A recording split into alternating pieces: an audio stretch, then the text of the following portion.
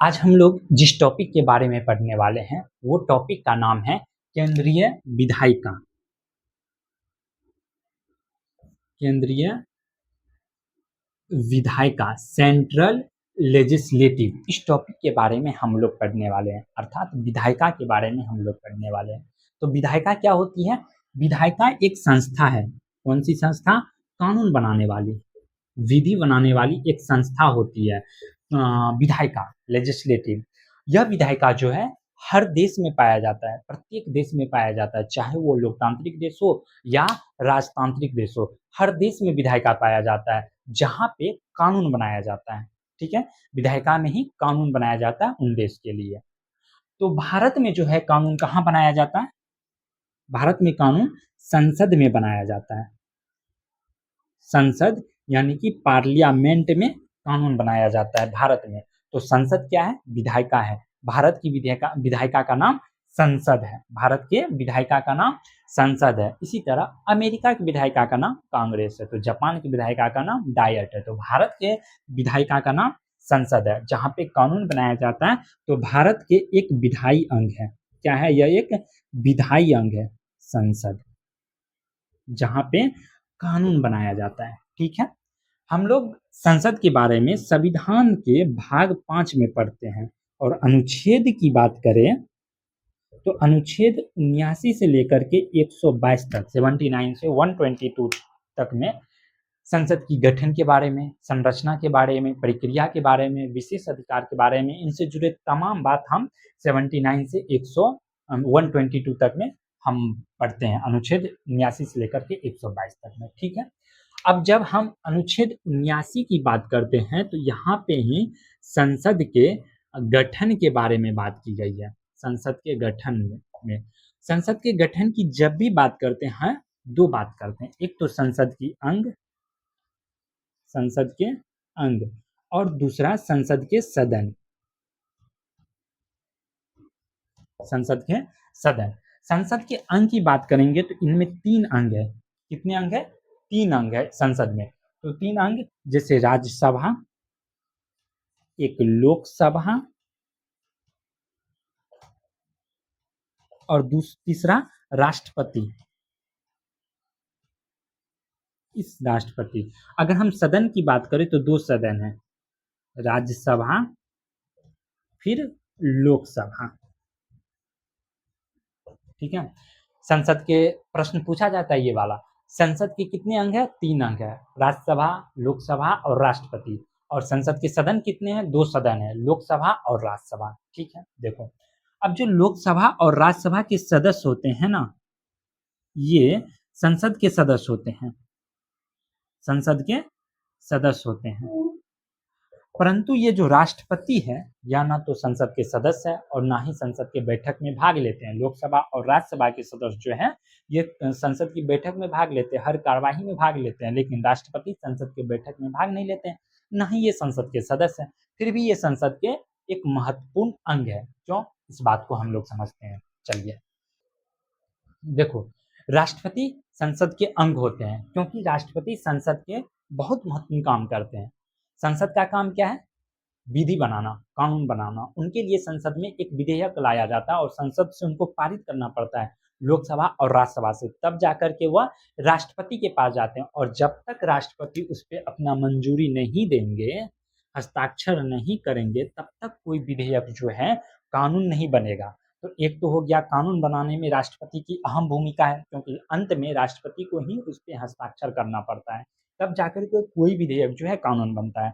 तो कानून बनाने के लिए राष्ट्रपति की जरूरत है। इनके बाद संसद के जो है, संसद के वर्ष में 3 बार बैठक बुलाया जाता है। ठीक है, जिन्हें सत्र आहूत करना कहते हैं, सत्र को आहूत करना। ये सत्र को आहूत करने का काम कौन करते हैं? ये भी काम राष्ट्रपति ही करते हैं। संसद के जो बैठक बुलाया जाएगा, मानसून सत्र आने वाला है, तो मानसून सत्र को जो बुलाया जाएगा, ये कौन बुलाएंगे? राष्ट्रपति ही बुलाएंगे। इसलिए राष्ट्रपति संसद के महत्वपूर्ण अंग है। इसके बाद जब बैठक समाप्त हो जाती है, यानी कि कार्यवाही का समाप्त हो जाता है, तो बैठक को जो समाप्त करना पड़ता है, जिसे सत्रवासन कहते हैं, सत्र को समाप्त करना, ये भी काम कौन करते हैं? तो राष्ट्रपति ही करते हैं, ये भी काम राष्ट्रपति ही करते हैं। इसके अलावा जैसे अभी कोई सत्र नहीं चल रहा है, मानसून सत्र आने वाला है, लेकिन अभी कोई सत्र नहीं चल रहा है और अभी देश में कोई कानून की ज़रूरत पड़ जाए, तब क्या करेंगे? तो राष्ट्रपति इसके लिए अध्यादेश जारी करते हैं, अध्यादेश जारी करते हैं। कौन? राष्ट्रपति। राष्ट्रपति इसके लिए अध्यादेश जारी करते हैं, इसलिए यह एक महत्वपूर्ण काम है। इसके अलावा संसद के संबोधन करते हैं, एक तो प्रत्येक वर्ष पहली बैठक में और नई लोकसभा का जब गठन किया जाता है तब संसद को संबोधन करते हैं राष्ट्रपति, इसलिए राष्ट्रपति एक महत्वपूर्ण अंग है संसद का। ठीक है, इनके बाद जो हम लोग पढ़ेंगे अनुच्छेद 80 के बारे में, और अनुच्छेद के 80 में दिया है राज्यसभा। राज्यसभा आर्टिकल 80 इसके बारे में पढ़ेंगे, इसके संगठन के बारे में बात की गई है। ठीक है, राज्यसभा राज्यों एवं केंद्र शासित प्रदेश के प्रतिनिधित्व करते हैं, राज्य के मतलब पूरे राज्य के। जैसे लोकसभा के सदस्य किसी एक पार्टिकुलर क्षेत्र के जहाँ से वो चुन के जाते हैं वहाँ उसके नेतृत्व करते हैं, उनके प्रतिनिधित्व होते हैं, लेकिन राज्यसभा के सदस्य पूरे राज्य के, जिस राज्य के वो हैं उस पूरे राज्य के प्रतिनिधित्व करते हैं, या जो केंद्र शासित प्रदेश है उस केंद्र शासित प्रदेश के प्रतिनिधित्व करते हैं। कौन? राज्यसभा के सदस्य। ठीक है, राज्यसभा में संविधान के अनुसार, राज्यसभा में जो है किसके अनुसार? संविधान के अनुसार, संविधान के अनुसार राज्यसभा के अधिकतम सीट जो है, अधिकतम सदस्य की जो बात कही गई है वो है 50 सदस्य, सॉरी 250 सदस्य। ठीक है, और उनके बाद वर्तमान में कितने सदस्य हैं? वर्तमान में जो है 245 सदस्य हैं, वर्तमान में 245 सदस्य हैं। 250 में से 238 सदस्य को निर्वाचित किया जाएगा और 12 सदस्य को मनोनीत किया जाएगा। देखो यहाँ भी राष्ट्रपति संसद में 12 सदस्य को मनोनीत करते हैं, संसद में जो है 12 सदस्य को मनोनीत करते हैं, यानी कि राज्यसभा में राष्ट्रपति 12 सदस्य को मनोनीत करते हैं और 238 को क्या किया जाएगा? निर्वाचित किया जाएगा। और अभी जो है 233 सदस्य निर्वाचित होते हैं और 12 सदस्य को जो है मनोनीत किया जाता है। और कौन करते हैं मनोनीत? राष्ट्रपति करते हैं। अब ये 12 सदस्य को जो राष्ट्रपति मनोनीत करते हैं, किसको करते हैं? जो समाज सेवी हो,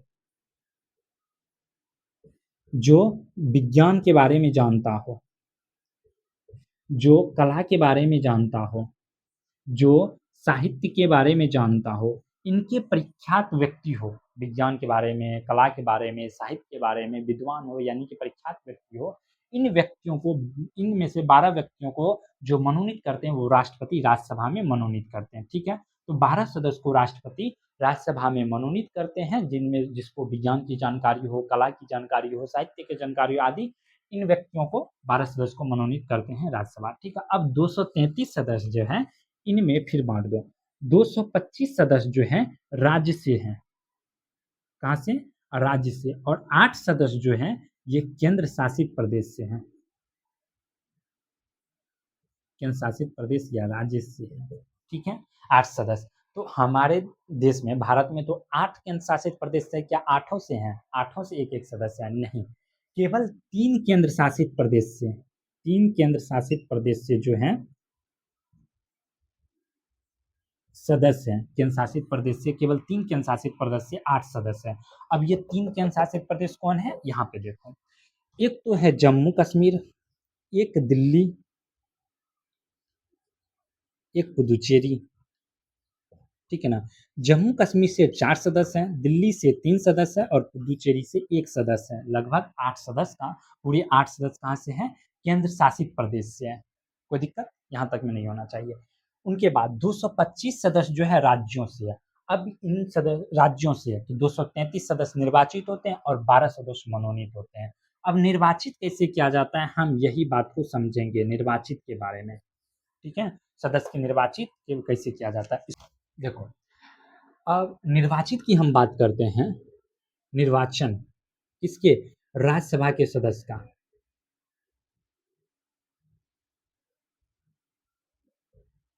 राज्यसभा के सदस्य का निर्वाचन कैसे किया जाता है, इसके बारे में 80 के सब क्लॉज 4 में पढ़ते हैं, क्लॉज 4 में पढ़ते हैं, 80 के क्लॉज 4 में पढ़ते हैं। देखो, इसका निर्वाचन जो है अप्रत्यक्ष तरीका से किया जाता है। राज्यसभा के सदस्यों का निर्वाचन जो है अप्रत्यक्ष तरीका से किया जाता है। अप्रत्यक्ष अप्रत्यक्ष तरीका से हो रहा है, तो इसका मतलब है कि भारत की जनता सीधे इनको वोट नहीं करेंगे। भारत की जनता सीधे इनको वोट नहीं करेंगे तो कौन करेंगे? अब ये राज्यों के प्रतिनिधित्व करते हैं, तो राज्यों के प्रतिनिधि जो है वही इनको वोट करेंगे। तो इसका मतलब है कि राज्य विधानसभा के सभी निर्वाचित सदस्य, ध्यान रखना, सभी निर्वाचित सदस्य, राज्य विधानसभाओं के सभी निर्वाचित सदस्य क्या करेंगे? मतदान करेंगे, चुनाव करेंगे। किसका? राज्यसभा के सदस्यों का। राज्यसभा के सदस्यों का सभी राज्यसभा के निर्वाचित सदस्य ही निर्वाचन करेंगे। और इनका चुनाव कैसे किया जाएगा? अनुपातिक प्रतिनिधित्व प्रणाली के द्वारा। अनुपातिक प्रतिनिधित्व प्रणाली या पद्धति के अनुसार एकल मत संक्रमण्य के अनुसार किया जाएगा। ठीक है, अनुपातिक प्रतिनिधित्व। इसी तरह से राष्ट्रपति का भी निर्वाचन यही प्रक्रिया के द्वारा किया जाता है। राष्ट्रपति हो, उपराष्ट्रपति हो, यही प्रक्रिया के माध्यम से इनका भी निर्वाचन किया जाता है। ठीक है, तो कौन रहेगा? अप्रत्यक्ष तरीका होगा, राज्य विधानसभाओं के सभी निर्वाचित सदस्य होंगे, और अनुपातिक प्रतिनिधित्व प्रणाली एकल मत संक्रमण्य के अनुसार इनका निर्वाचन किया जाएगा।